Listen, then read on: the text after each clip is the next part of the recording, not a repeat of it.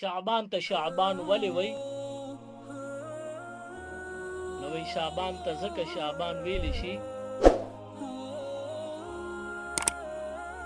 چې په دې کې 15 حروف دي.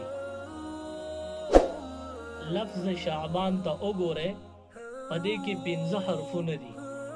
نمبر 1 شین، نمبر 2 عین، نمبر 3 بے، نمبر 4 الف، نمبر 5 نون. دا 15 حرفونه دي. شعبان د دې نه جوړ دی.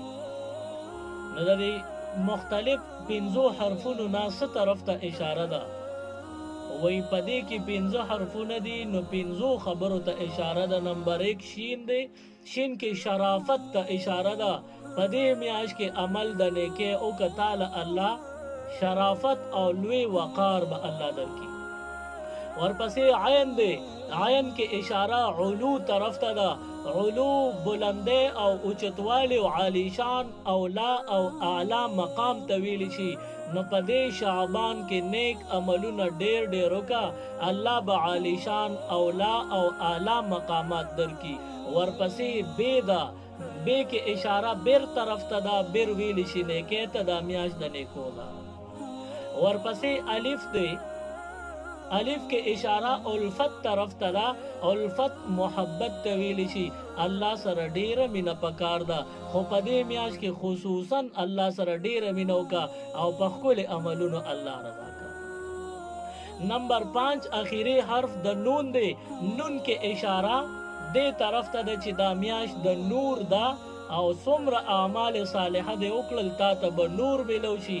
په رنګ، په مخ، په بدن، په شکل و صورت کې نورانیت به پیدا شي. نور حاصل که د نیکو اعمالو په برکت. نه دا شعبان ته شعبان ځکه ویلی شوی دی.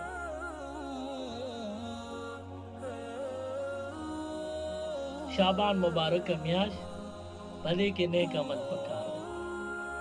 ستاسو په ذهن ته راغلي چې د شعبان دا میاشت دومره د برکت ده، بیا 15 شعبان ډیره د برکت بختوره ورځ ده. نو دا به کله وي؟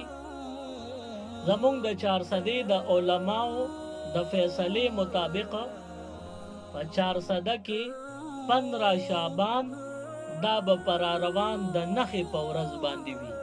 راروان د نخې ورځ دا یاد ساتئ، دا 15 شعبان.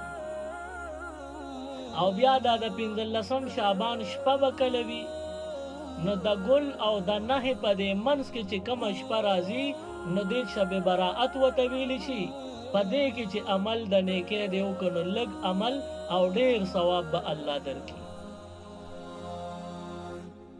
شب براءت د ګل او د نهې په منځ کې راځي. او بیا 15 شعبان کوم باندې چې روزه نیول مستحب دي او ډیر ثواب او خیر برکت ته پکې، نو هغه را روان د 9 ورځ دا به 15 شعبان. نو دا ورځ خطا کوي ما او دغه شپه خطا کوي ما. الله پاک دې زمونږ او تاسو ټولو ګناهونه معاف